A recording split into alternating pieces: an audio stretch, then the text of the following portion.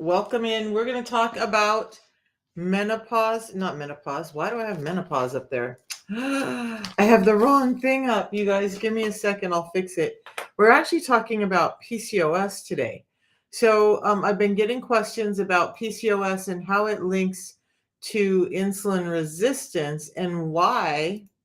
There, let's do that one. Give me 1 second, you guys. I'll get the right back screen up. There we are.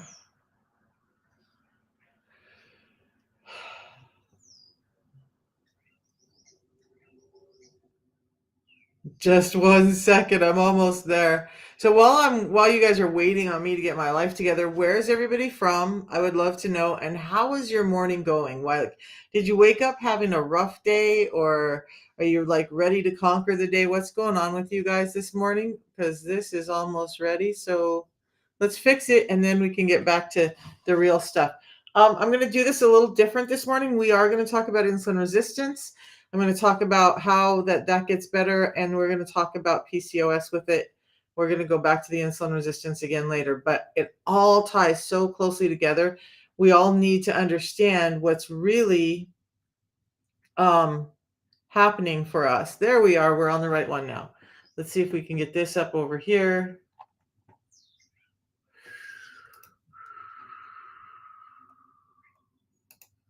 Take that one down. Yay. Okay, I got my life together. All right, so insulin resistance. You guys, it's interesting as I listen to more and more and just know more. It's crazy how much it's really linked into. When they say that 93% of us are metabolically unhealthy, and we start to look at all of these links into these other disorders that nobody ever looked at before, it starts to make a lot of sense. The crazy thing is, PCOS was being linked to insulin resistance back in the 1980s.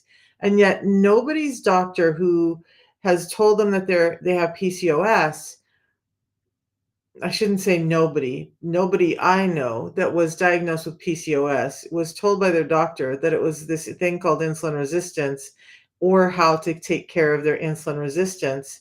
Instead, they give them a drug like metformin because it helps the diabetes part of it. And hopefully that helps them lose some weight, and hopefully it helps them get things under control. But is that really the right method to go about? So we're going to talk about all of that this morning. Now, for those of you guys just jumping in, we're going to talk about this. I do advocate for a program that I use that helped me overcome everything up above because it directly impacts insulin resistance. It was designed for this. It was designed for this. It wasn't like, oh, hey, this fits that market. We're going to start saying that it does this. It was designed for it. So insulin resistance at its root is a disease of, or a disorder of too much insulin. Too much insulin is occurring because we're having too much blood sugars. Too much blood sugars is occurring because we have food that's been modified, manufactured, changed, and it's becoming blood sugars much quicker than it was ever supposed to. One of the big things that's been stripped out of our food is fiber. And when we look at science, it says that only 10 to 15% of us are getting in enough fiber. And yet, not 10 to 15% of us, my numbers are all backwards, that most of us are only getting in 10 to 15 grams of fiber a day, but that we need 30 to 40 grams. So the system that I use gives me 7 different types of fiber. So it helps, it's been clinically proven to help with blood sugar spikes and help all of this get under control. And we'll go over that in a minute. But understand that these disorders are not because you're a bad person or you have bad genetics or whatever. Yes, there's a genetic link with PCOS, and insulin resistance, if I may, seems to be the switch that turns it on, right? So without the genetic disposition to it, would you be as likely to have PCOS and insulin resistance? Maybe not. But insulin resistance is the thing that kicks that over the edge. And we're going to go over how that happens in a little bit of detail right now. And that will make sense why so many women with PCOS have done the system that I use and gotten better. And by the way, it's just a couple of drinks I have in a day, and that's it. We'll go over that in a minute. So PCOS. Look, we all know that women have this cycle, and I love Dr. Mindy Pelz. She talks about women's cycles and how to fast during them, how how to take care of all of these things. She really gets into women's cycles and menopause. So love Mindy. If you're a lady and you're having issues, watch Mindy Pelz and her work on fasting. But this is what's happening. Early on in your cycle, your body has all of these eggs that need to be released, right? So your body is like in this state where the hypothalamus, sorry, I'm getting what one place in front of the other. The hypothalamus cues your pituitary to produce follicle stimulating hormone. This is early on, right? So estrogen in your body is low, but your body, because the estrogen is low, is saying, oh, we need follicle stimulating hormone. That hormone produced in the pituitary, cued by the hypothalamus, then comes down and creates this stimulation of follicles or eggs in your ovaries. Now you're producing eggs. Okay.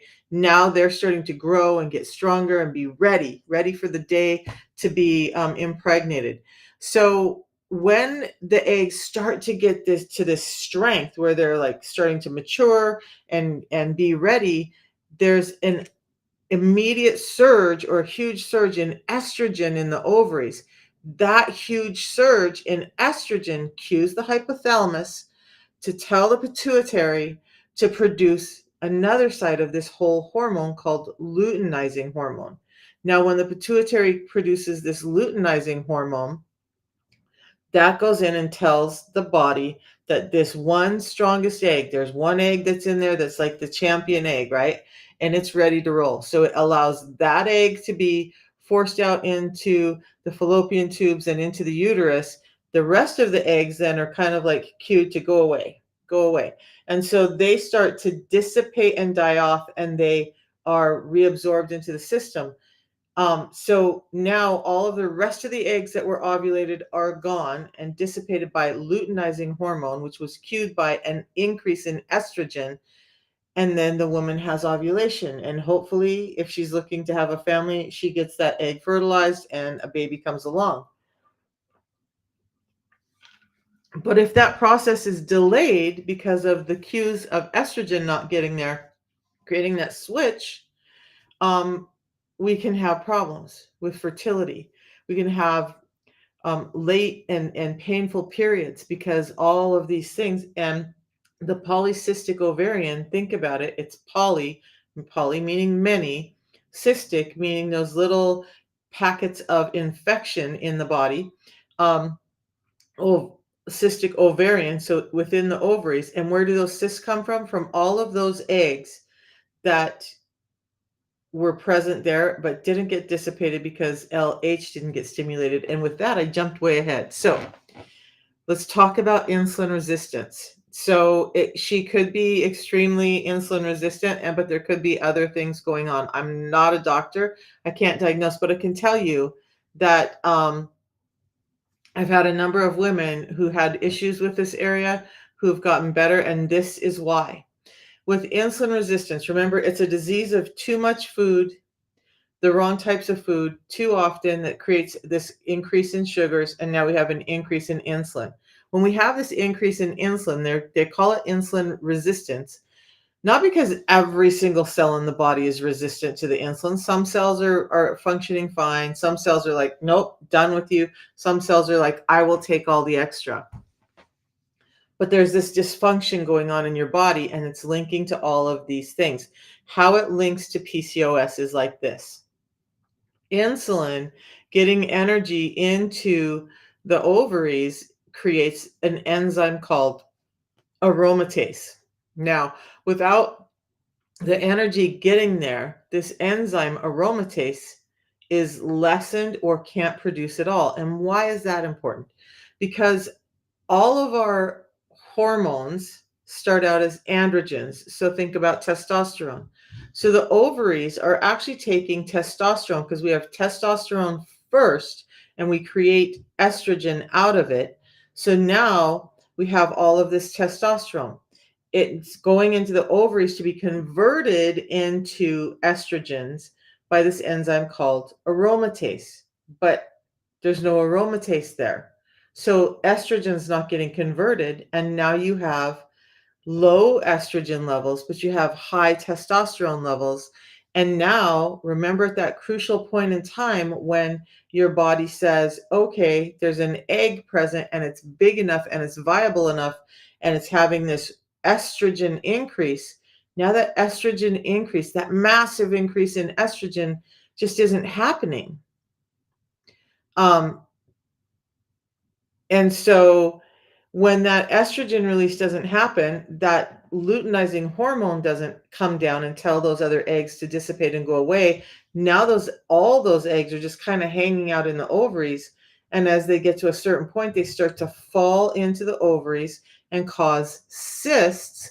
And then it's very painful. So it all starts with insulin interrupting the conversion of androgens to estrogens.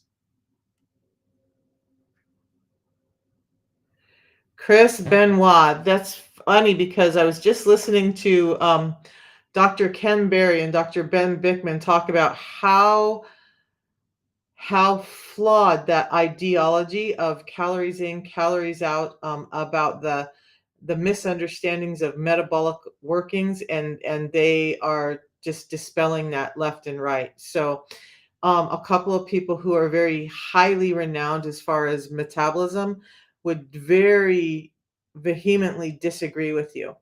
So you're welcome to take your opinion. And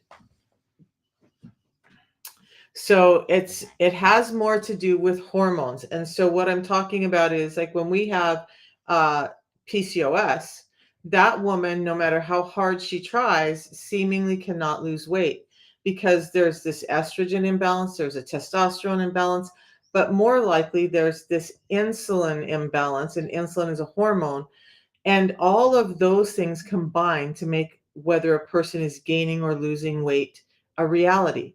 So some people, all of those hormones are working great. And then we take a look at the thyroid hormone, which regulates energy usage in the body. So if the thyroid's not working, if the sex hormones aren't working properly, if insulin and glucagon aren't working properly, if cortisol is high, all of that can change how a person gains and loses weight, including traumas like surgeries and just physical, emotional traumas and PTSD can all change the inner workings of the body and how it utilizes energy.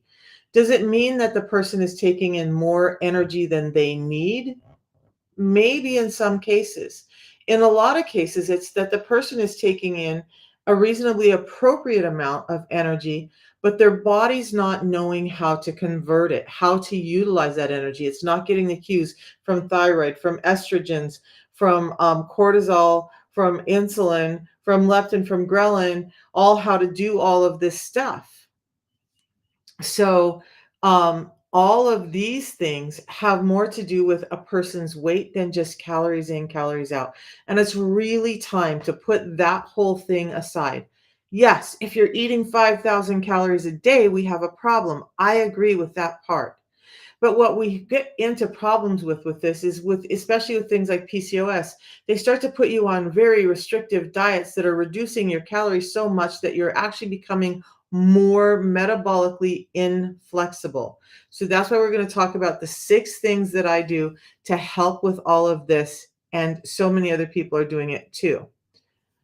No, the doctors that I was listening to today said the thermodynamics, without getting into huge debates about it, is so complicated that there's no way for you to really know what amount of energy your body needs. And so they're just throwing darts at a board saying, this is the number, this is the number.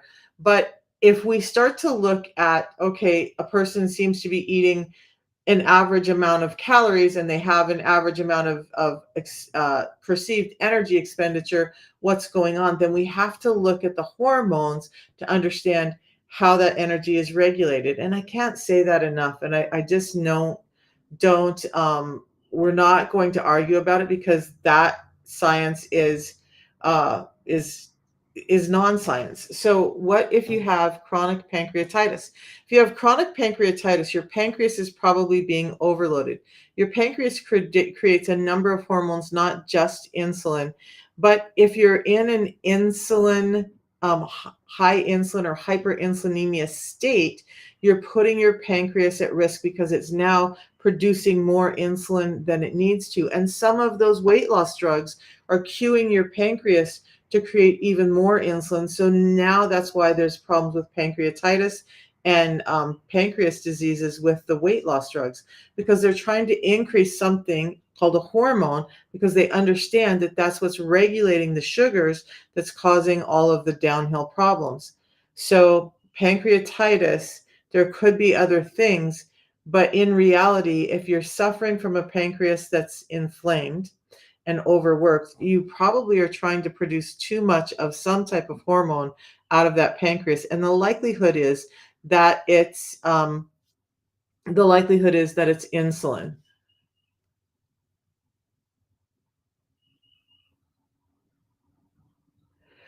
TikTok cleaner. There are comments coming through and there are other things going on. I can't catch every comment. If you want to ask a question again, just ask it again.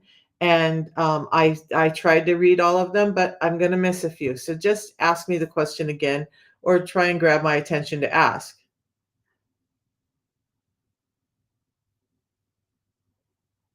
Let's see if I can find it.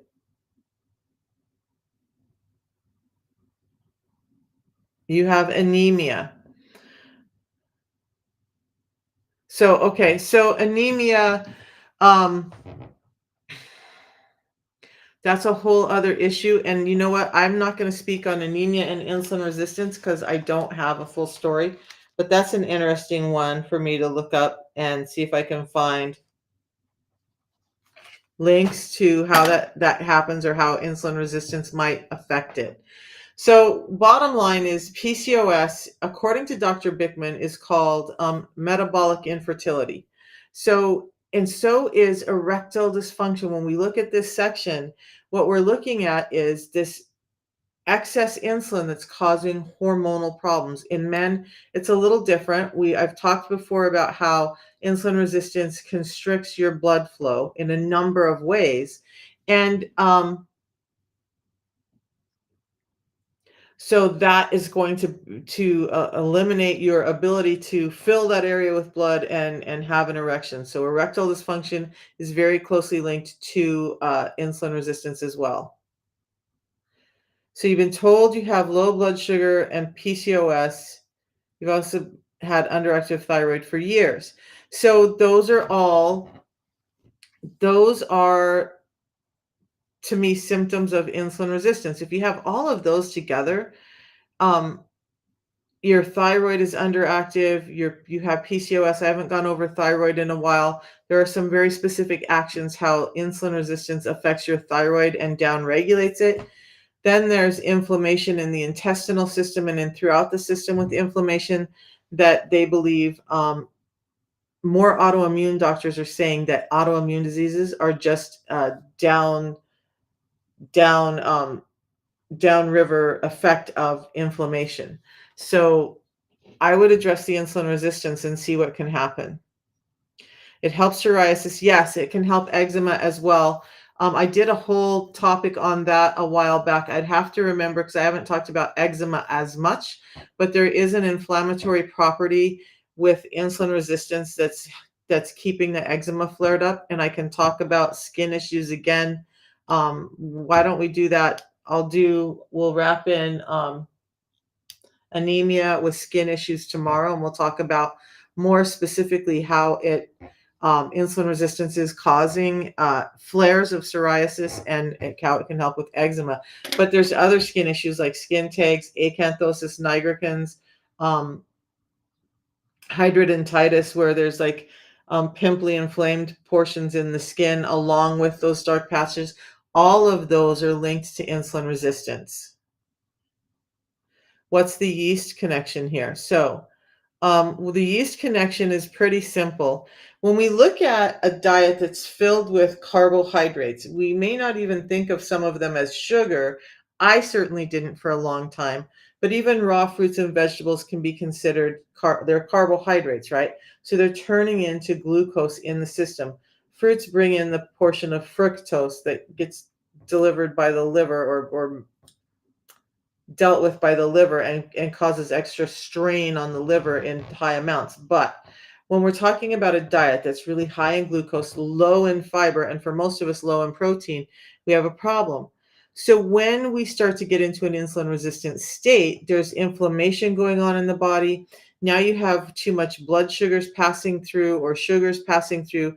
Now you're building up negative gut microbiome. And that negative gut microbiome, one of them being yeast, loves sugar. So the more we're eating sugar and these refined carbohydrates, the more likely we are to be having concurrent or constant yeast infections, whether it be on the skin and itchy skin on top, or whether it be in the vaginal folds or in the groin. Yeast is prevalent, especially in your urinary tract. If you're getting a lot of urinary tract infections, there's a whole other number of things that is happening with the kidneys where they're either holding on to too much or letting go of too much, and then it causes this bacteria to grow in the urinary tract. And it all links back to how insulin is messing with how the body functions in a number of these enzymes and hormones that the body needs to produce to make our body work like it's meant to. So, most of us today, I'm going to guarantee you, most of us today do not understand what it feels like to have a healthy body. Yeah. So Jess and Mark, you get UTIs all the time. And good morning, Melba. Sorry I missed you. But that to me would cue that you're probably having an insulin resistance problem. And especially if you pee several times during the night or you seem to urinate more during the day than others, those are cues that there's stuff going on in the kidneys and probably linked to, I mean, I can't diagnose you, let's say that. In my mind, I would go back to deal with the insulin resistance. So continuing to give you a follow. Um, so all right. So what do you do? What do you do? What do you do? We're going to take a look at a couple of things. First of all, what we need to understand is that we're not getting in enough fiber. We're not getting in enough nutrients. Fiber is what slows down the delivery of these carbohydrates that we're eating into it takes it from our gut, and then as it delivers it through the intestinal tract, it's kind of like time releasing it from the stomach in the first place, but then as it passes through the intestinal tract, it's slowing down that so that the sugars aren't breaking down as finely and they're not getting delivered as quickly as without the fiber around them. There's a reason that the fruits and vegetables that we had organically before the last 50 years were dense and small, and most of them a little bit bitter and pretty crunchy. And what we have today is representative of how much our food has been changed. And to get to what we have today, it's a lot of a bird hit my window. A bird flew into my window. Now I'm kind of freaked out. You remember the old movie, The Birds? No, just kidding. I don't know where my mind goes. Okay, so we have this food that is just converting into glucose too quickly because we've had fiber stripped out of every single thing we eat. So if we're going to be eating carbs, fruits and vegetables, even if you are eating a diet high in natural fruits and vegetables, people have problems because they're not the same. They have way less fiber. Most of them have up to 50% less of vital nutrients in them because of no crop rotations, because of the growing practices we have today. It's not the same food. It may look reasonably the same, but we're not getting the same nutrition, and that's the core of what's going on. So if we can understand that insulin resistance and all of this stuff is a nutritional disorder, then we can start to address it, and it's not hard. So we're going to go over 6 simple steps on how to address your insulin resistance, and it looks like this. You want to get in fiber before you eat every time you eat. So fiber first. Then you want to prioritize proteins. Make sure that you're getting in about 1 gram of protein per pound of ideal body weight. And most of us are not getting in even a third of that. And that's from the work. And I'm going to say most of us because the people that I talk to, the clients that come to me, when we look at what they're doing, most of them think they're eating extremely healthy because they've been taught by mainstream media and they're just not getting in enough protein. So fiber first, prioritize protein, don't fear fats, fill up with healthy fats. Healthy fats are going to be things, saturated fats like olive oil, extra virgin olive oil, I mean, avocado oil, coconut oil, butter, ghee, and the fats on your animal meats. So we need those fats. Our metabolism needs it. In order to metabolize proteins, we need the fats. When we have high levels of proteins and low levels of fats, we start to have problems cellularly inside the body. The membrane that encompasses proteins or the muscle that you're building is built up of fat. So if you're pumping up those muscle cells, but you're not giving it enough fat to encapsulate and have a strong, healthy cell membrane, you're going to have breakage in that and things like rhabdomyolysis. So now, so fiber, protein, fats, right? Then you're going to limit carbs. I'm not telling you you can't have them. Some people who are very metabolically inflexible may have to go without sugars for a while until they retrain their body. But then you're going to do some intermittent fasting. This is the part where I lose people, right? Because people are like, oh shit, she's going to ask me to skip a meal. Yep, yep, and we're going to explain why. So some intermittent fasting, and we're going to talk a little bit about that, and then move your body. Get out, do some exercise, walk, do some weight-bearing exercise. The more muscle you have that's being used, the more insulin sensitive you will be to those energy levels you just took in. So GAB, cortisol levels, you've got to start learning to, the system I do, and we're going to talk about that right now, it can help with them in some ways by helping get your insulin down. Now look, when cortisol goes up, it increases insulin, but also when insulin goes up, it can increase cortisol. So now you have this slightly elevated cortisol all the time, and you're just feeling anxious and stressed and depressed and fatigued, and you just can't get enough sleep. So some of the simple things for your cortisol, and I'm on a path to heal my cortisol now too, because I lived a life of go, go, go, go, compete, compete, compete, do better than, be better than, do more than, whatever. I bought into that whole thing for a majority of my life, and I'm tired. So I now know that I need to get more sleep. So I'm trying to do, like no TV in my room, go to bed at a certain time because I get up at 5:30 every morning. I do a meditation practice every morning. There are a number of things like that I would invite you to do for your cortisol levels. There's a really great meditation by Vishen Lakhiani of Mind Valley that I have used for years, and it can really help with the cortisol levels by changing your mood. When you're stressed and anxious, it's continually increasing your cortisol too. Today's world, it's hard to not feel stressed and anxious, but we've got to work on ways to manage that. Okay, so 6 simple steps: fiber, protein, fats, limit carbs, do some intermittent fasting, move your body. What I do to make all of this manageable, the intermittent fasting included. The intermittent fasting, let's talk about it really quick. We're not talking about anything difficult or unreasonable or unreachable. And I wish somebody would have ever explained it to me early on, because my son had been talking about intermittent fasting, but I was just like, I'm so food addicted. Like it's crazy, and I just don't know how I would ever make it. So put a 1 in the comments if you think that intermittent fasting is tough and that you just couldn't do it, because that's where I was. But why we do intermittent fasting is this. It takes a couple of hours for your blood sugars to kind of level out after you eat. About 4 hours before they really start to drop down. But depending on the carbohydrates you had in your meal, your insulin levels are high. So, and the insulin doesn't come down right away with the sugar, because the insulin's like, oh, maybe they're going to eat a little bit more, because that's what we've trained our body that we're doing. So it stays high. So it could be 8 hours before insulin comes down. Now, why that's important? Insulin is a hormone that likes to save. It wants to give the body energy. It doesn't want the body to use up what it saves. So when it has to store that excess energy as fat, insulin being present is going to block you from being able to burn and use that fat. So we've got to get insulin down. When insulin goes down, glucagon comes out. Now, glucagon is a spender.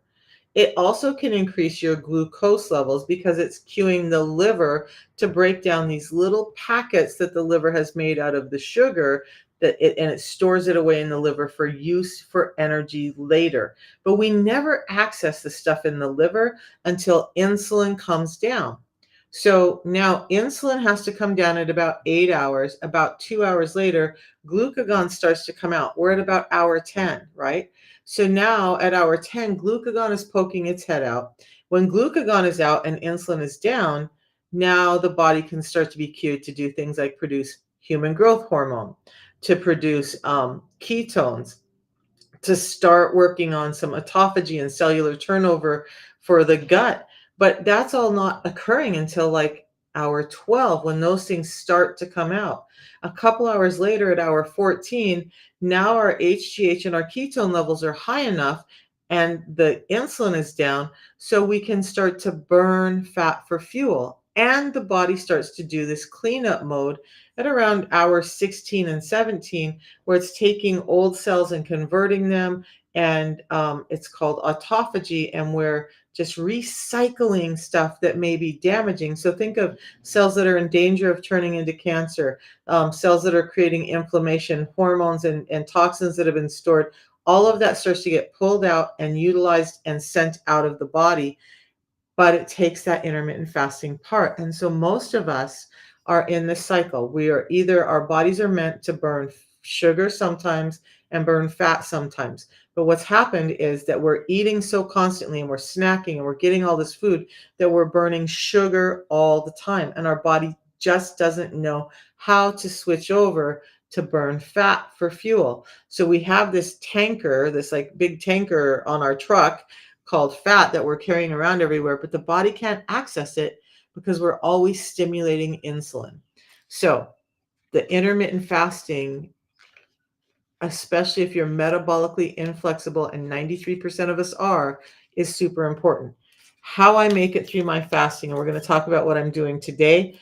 So I do a tea in the morning, every morning. It gives me mental clarity. It gives me energy. It helps me burn fat for fuel. It doesn't break my fast as far as insulin goes. And so it's giving me a lot of nutrients, a full panel of vitamins in there as well. And this tea is a patented process, so nobody else in the world can make it. And it's about 375 times stronger than any normal bagged tea, but without all the pesticides and toxins. So on a normal day, thank you guys for answering. On a normal day, I would do a 16-hour window, fasting window, and an 8-hour eating window, which means 2 meals in that day. What I'm doing right now is a little different because I'm on some advanced healing for myself because I'm 60 and I've been dealing with this for 40 years. So it's going to look a little different for me than it does for someone who's maybe in their 30s. So the tea in the morning, and then before I eat anything, I will have this pre-meal drink. That's just 7 different fibers. It's 7 different fibers, soluble and insoluble. So some that are creating a gel matrix, some that are creating a mesh that helps clean out your gut. So it's this matrix of these combined that has been proven to reduce a blood sugar spike by 20% by just adding this in. So now when a blood sugar spike isn't as high, the insulin level is never as high, and the insulin comes down and starts to be trained to be lower. Because in reality, we only need the exact amount of insulin that it takes to deliver energy to the cells. We don't need all of this excess. That's why we're getting sick, because there's just too much of it. So in a perfect world, we're without insulin most of the time, and we eat a little bit, insulin comes up a little bit, takes care of the job, and goes back to bed. But right now, insulin is on guard all the time because we're eating all the time. So, how long am I fasting? Let's answer that. And Melba, when you eat out and your stomach hurts, you're getting the bad seed oils. For me, that's pretty much true. I can always tell if I go, and there's places I just don't eat at anymore because I get really bad gastritis and really bad stomach pain. Now that I know what's going on and I haven't subjected myself to a lot of that, I can tell almost immediately when I've gone to a place that's using seed oils, or, you can start to taste the rancid in the oils when they cook. And so, yeah, Melba, that's what I would think. For me, that's what's happening.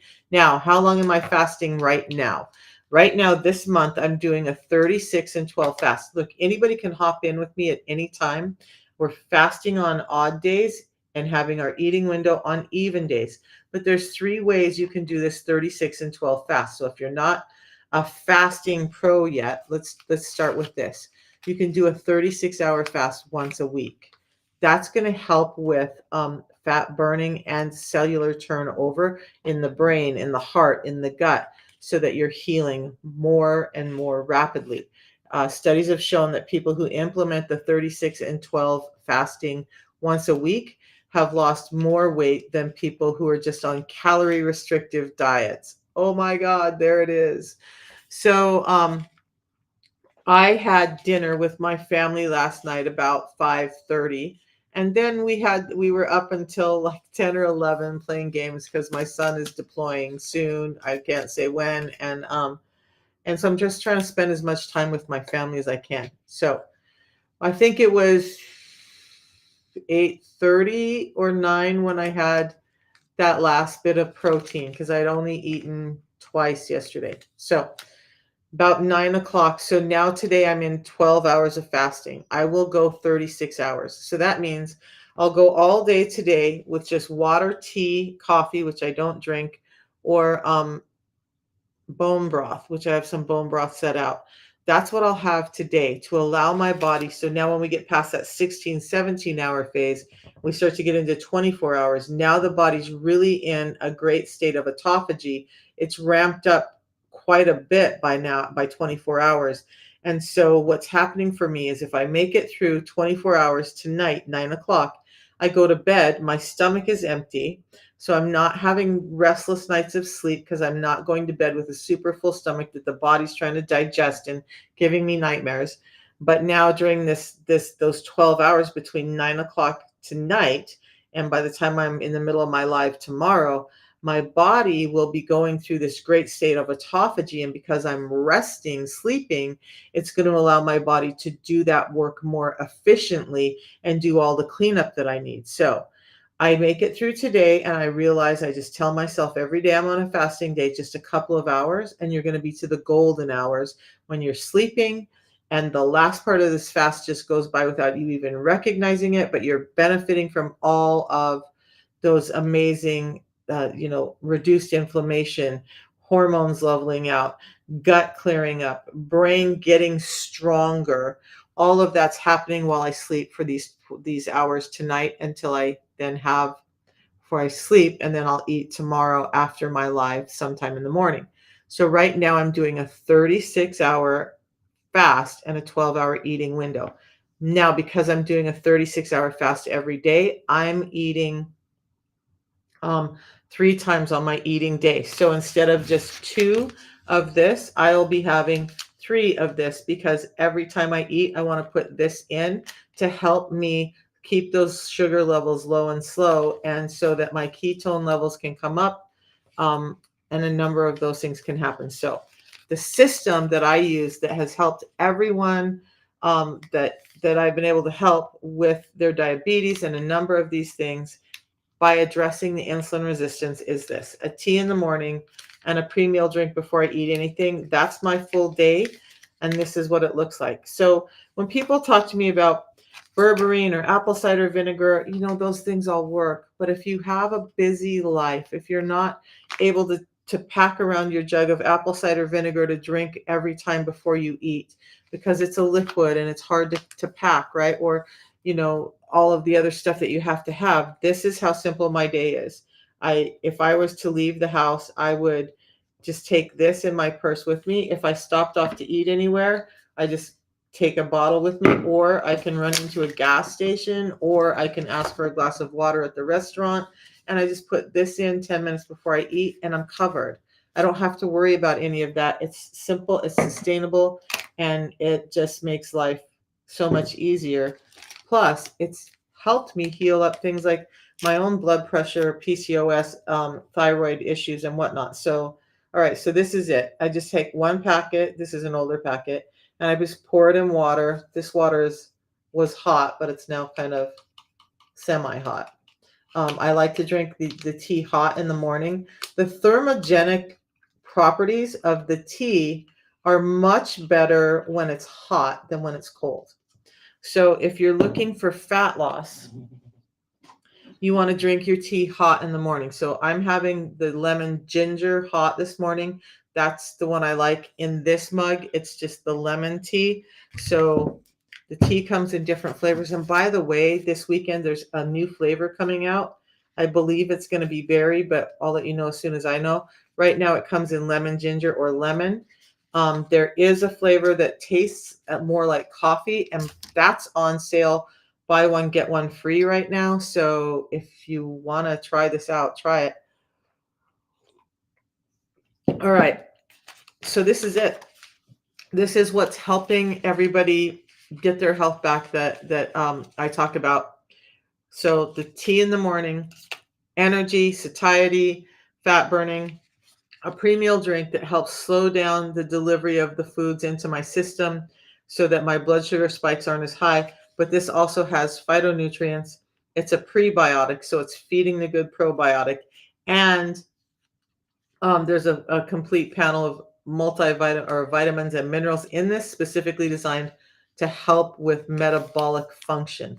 So it's a metabolic tool, not just a fiber like you get in those canisters that you can't take through the airport, by the way. Okay, so what other questions?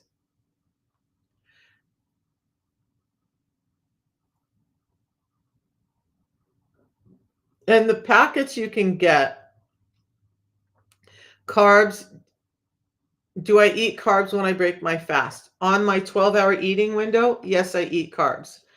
And I still notice great results. I'm logging the results I'm getting this time. This is only the second time I've done the 36 and 12 fast for a month.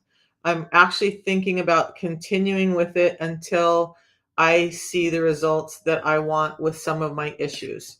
I've had my gallbladder removed, so I get gastritis really easily. Um, I'm more sensitive to foods. It's harder for me to lose weight after the gallbladder removal. There's a number of things going on that I'm dealing with. But look, the system. So a few months ago, I did a full female hormone panel, and all of my numbers were in range. The one that wasn't was my cortisol was still a little high in the evening, right? But the day I took the test, I was also flying. So I was stressed about making my gait and flight changes and all of that. But the rest of my hormones were all in normal range. And that was 2.5 years on the system, when beforehand, none of my hormones were in normal range. My cortisol was never in normal range.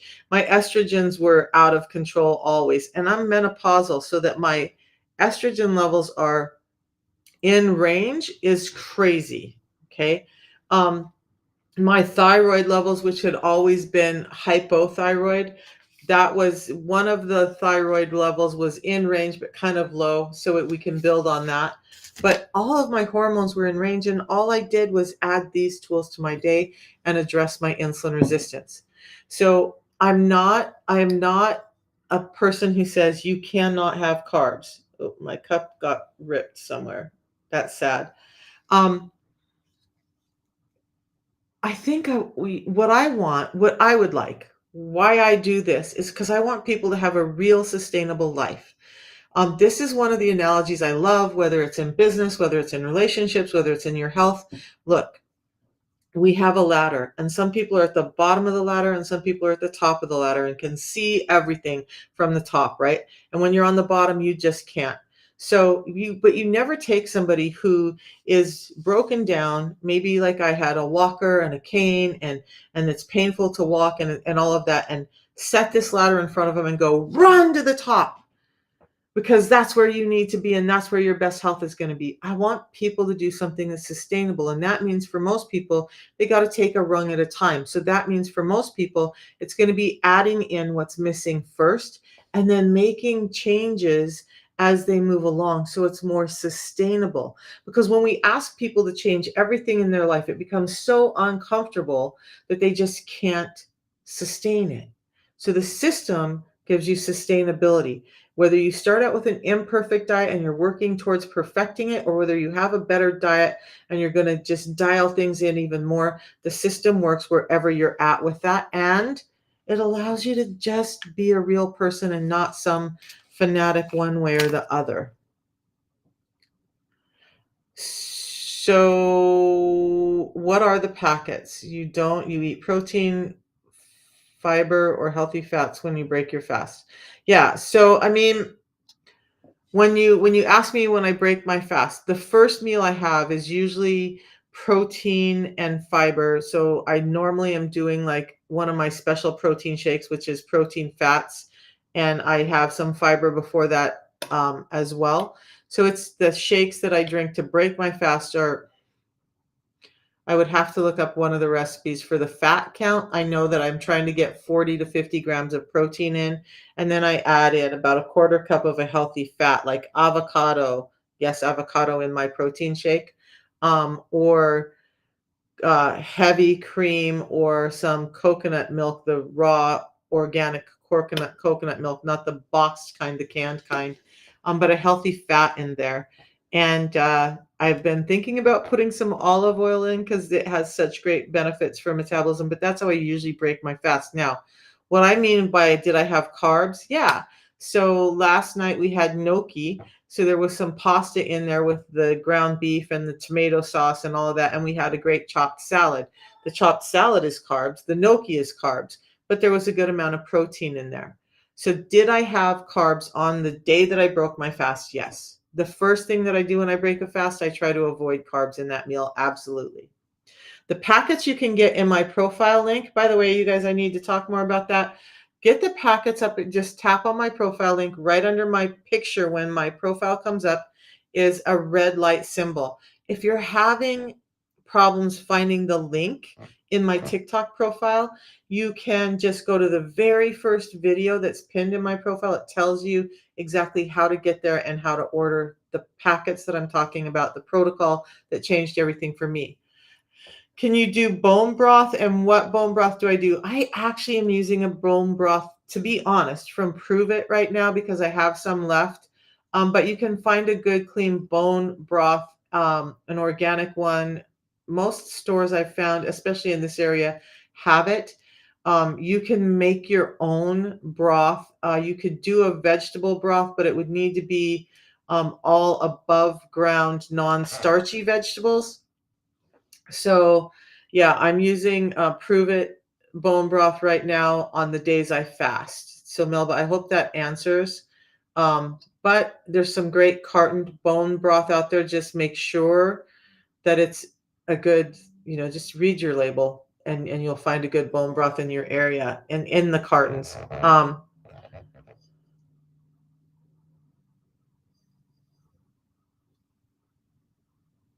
Dr. Axe bone broth is a fantastic one. So, and I love Dr. Josh Axe, by the way. I love his content. And so to be honest, the protein list that I link to everybody when they get the 6 Simple Steps book comes from Dr. Josh Axe. Because look, I don't need to recreate what some geniuses have created. So that's my theory. And I do give him full credit for it. So all right, so Dr. Josh Axe, I'll have to check his bone broth. I know he has some great stuff there. But as far as this part of the system, the tea I'm drinking, the pre-meal drink, you guys just get it in my profile. I will drop the link over on Facebook and YouTube for you guys. I'll try and drop it in here as well. And then I'm about to go hop on and do some other tasks this morning. Does anybody have questions? Tomorrow morning, we'll go over skin issues again. Since there was some questions about psoriasis and eczema, I want to dive into skin. We'll talk about acanthosis nigricans. We'll talk about hidradenitis pura, hydradin, whatever. Um, we'll talk about acanthosis nigricans, psoriasis, eczema, acne, how all of these things are linked to insulin resistance and how insulin resistance is causing them. And we'll go more over other questions tomorrow. Um, okay, so I just put a link into my link tree. He's very expensive though. So you guys, can I ask you guys a question here? And I'm gonna give out an invitation. Okay? It's really an invitation because I can't control anyone. I can give you guys tidbits and knowledge, but look it, I struggle with this too. Like talk about it's too expensive, it's too this, it's too that. I grew up in poverty in Idaho, and I had a Native American father who was always, money is the white man devil, whatever. And I love my father, I love my heritage, but it built this real poverty story in me. And I find I run across so many people who are living with the same poverty story. When we're talking about things that will build our health, it's amazing to me how we always say it's too expensive, and yet the little things, and I'm included in this, I'm not pointing fingers without pointing four back at myself, right? um, but we'll do all of these things that are costing our health, and we'll spend more money overall on these junk foods and sodas and stuff. And I still have soda, so I'm not perfect. um, but we'll be okay with that.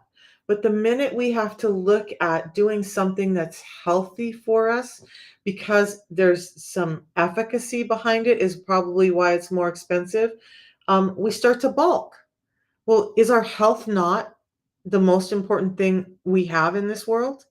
I mean, I would say love is pretty up there too, but autonomically, our health is really the biggest part of our wealth. And if we can't invest, whether it's the products I'm doing or whether we're talking about a good quality collagen or a quality castor oil or a quality whatever it is that you're using, um, it you know you it's just like the yerba mate. So look, when I look at this yerba mate, this unimate tea, um, now what I haven't explained is this is extracted, it's concentrated, it goes through a process called hyperpure that removes toxins, pesticides, PAHs. So this one little packet, this system, these three things are about $5 a day. Okay, $5 a day, and it helped me get off of 13 medications that were costing me probably $4 a day. Um, I'm not on any of those medications. I do this, my health is better. Instead of me running to the doctor and getting sicker and sicker, I'm feeling better. Was that worth what some people deem as expensive or for my health? No, it was the most economical thing I did. So the reason this though, it's because it's concentrated, it's got this component called chlorogenic acids that can actually get cross the blood-brain barrier and affect how your brain works and help you with serotonin, dopamine, all of the things that the brain needs to take in, including glucose uptake, um, so that your brain works more properly. Now, 375 times, and those chlorogenic acids are also sending satiety brain cues to your brain. Um, 375 times more potent without all the toxins in this. Or I can go buy a bagged yerba mate tea, not get the potency, not get the purity, and have to buy that cheaper boxed bag. I would have to do an entire box a day to get the effects of this, but now I'm getting all the pesticides and toxins. So when we look at why things cost what they cost, it's really not just something is cheap or something is expensive. What are you trying to achieve? And why would you spend the money on something that's not going to get you there? That's more wasteful than purchasing something that's a little bit more expensive because they actually did science to make sure that it's working,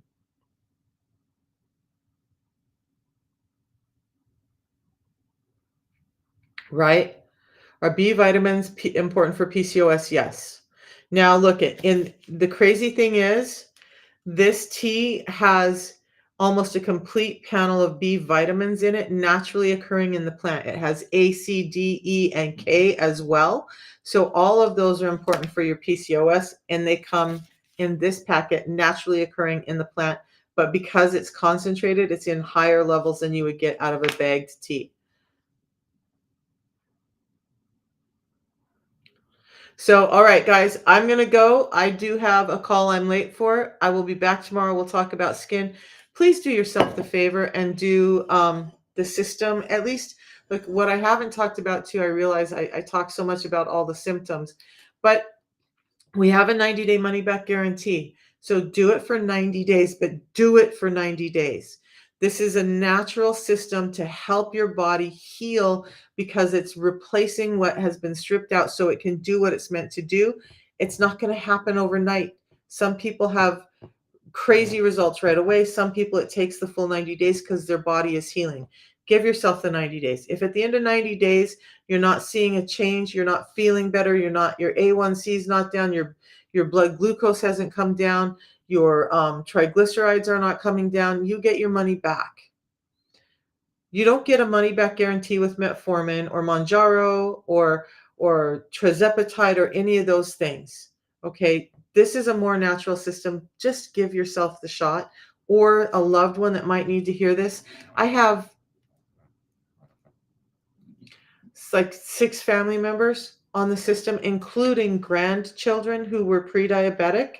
So it works, and that's why so many of us are on it. I shouldn't say we're utilizing it. Utilizing this, plugging the gaps in our nutritional system is what it's doing. So links are in my bio. If you have problems getting a hold of it, just text me, message me here. Sorry, I haven't been good about checking my TikTok messages, but I'm learning to do better on that. And yes, you can still take multivitamins with that.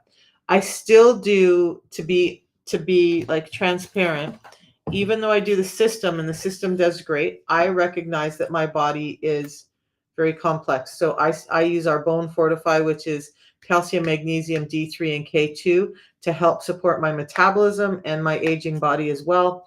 I also do omega-3s and some vitamin C. I do take bile and enzymes before I eat, but that's a crazy story. I've recognized that sometimes when I'm taking the bile and enzymes, I have more gastritis than not. So I'm going to be doing 2 days of eating the same and 1 day adding the bile salts in before I eat to see how my body reacts and just see if what's going on there. It's crazy stuff. All right. So you guys just try the system. You won't be sorry. I'll go over some success stories tomorrow, and I'm trying to get back to putting them in my profile. But we have a ton of success stories, men, women, young, old, who are getting their lives better by just addressing this one thing called insulin resistance. And that's all it is. Now, for those of you who are interested, when you buy the system, if you get somebody like I have family members and whatnot, you refer them with a code that you get with your first email with the company. Just send them your code and they get attributed to you. You get $10 off your product every month. And what I found is that people don't go out and just try and start pushing it, but their family members are like, what is that orange drink you're drinking before every time you eat? Why do you drink this tea every morning? Why are you starting to have so much better energy? Why are you happier? Why why are you losing weight? Why does your skin look better? They're going to start asking questions, and then you just share with them. If you want to take it further than that and look at the opportunity side, I'm building a team and I'm looking for collaborators right now to help get the word out about this product and how good it does for the body. Now, you don't have to have the knowledge or the crazy thing that I do to do this. You just have to have a good story and a passion to help people. All right, you guys, I'll see you in the morning. And I don't know, Melba, if it's Barry or not. I'm assuming it's Barry. I won't be in Vegas this weekend because of prior commitments where they're going to preview it. So I have one of my team members going, and I will get from her um, what it is. So they're premiering it this weekend. The people at the Vegas event this weekend get the first choice of it, and then I think about a week later it will be open to the public. So as soon as I know, I will let you know. But what I did want to say is the Unimate Black, and I can get a link for that too. I sent texts out to all my clients already. But the Unimate Black. So this Unimate that looks, feels, and tastes more like coffee, though, in the form that I'm talking about, it's buy one get one free. So um, if you love the black, now is your time to go get extra of it, because buy one get one free is a pretty big deal. There's a social media post on all of my, on my TikTok, my Facebook, and not on my TikTok. I'll put one up on my TikTok, but on my Facebook, my YouTube, and my Instagram, there's a post about the buy one get one for the black Unimate. Okay, guys, we'll see you in the morning. And by the way, yesterday I only ended up, I had a small snack of like a small hamburger at the end of the day, because I'd only ate 2 meals in the 24-hour period, and I wanted to get my protein up. But the more I do the 36 and 12 fast, the more I'm not hungry for all the crap on the days that I do eat. Okay. I'm just like, I want to get in my protein. I want to get in because I want my body to heal. And a number of things, I can already tell inflammation is going back down in my body in places that it was starting to build up again. Um, I'm sleeping better. I'm a little bit hungry right now, not going to lie. So I'm going to finish my tea and probably have a second tea, and we'll make it through till tomorrow, because it's actually so much easier, at least for my mindset, to make it through this fast on one day and just know that I can have whatever I want tomorrow. If I wanted to have a croissant with ham and cheese, which I did the other day, I can have that. If I want to have pizza with my grandson, I can have that. Do I try to eat more healthy on my fed days? Absolutely, I do. But I also have a real life that I enjoy. So the 36 and 12 is making it super easy for me, and I'm falling in love with it the more I do it. Okay, see you guys in the morning. Bye, Melba.